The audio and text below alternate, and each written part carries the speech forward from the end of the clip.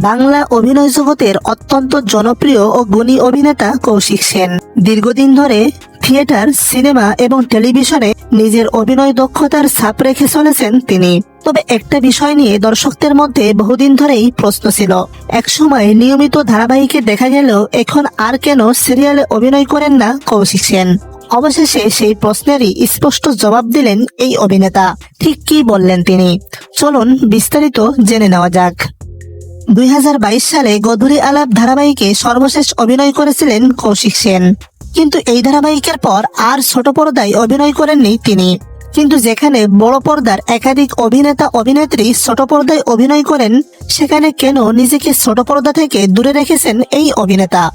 খুব সম্প্রতি একটি সাক্ষাৎকারে তিনি জানান, ছোট পর্দায় অভিনয় না করার পিছনে বড় একটি কারণ হলো উপযুক্ত পারিশ্রমিক।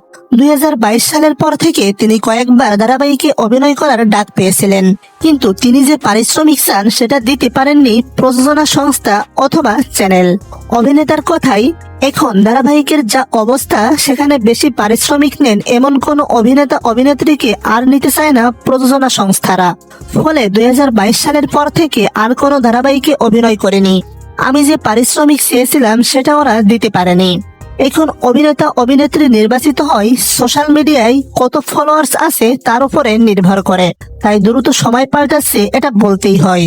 কিছুদিন আগেই অর্থাৎ 10 জুলাই মুক্তি পেয়েছে আজও অর্ধাঙ্গিনী, যেখানে আবার সুমনের চরিত্রে অভিনয় করেছেন কৌশিক সেন। অভিনেতার সাবলীল অভিনয় এই সিনেমাটাকে অন্য মাত্রা এনে দিয়েছে। সঙ্গে অবশ্য ছিলেন জয়া আহসান এবং চূর্ণী।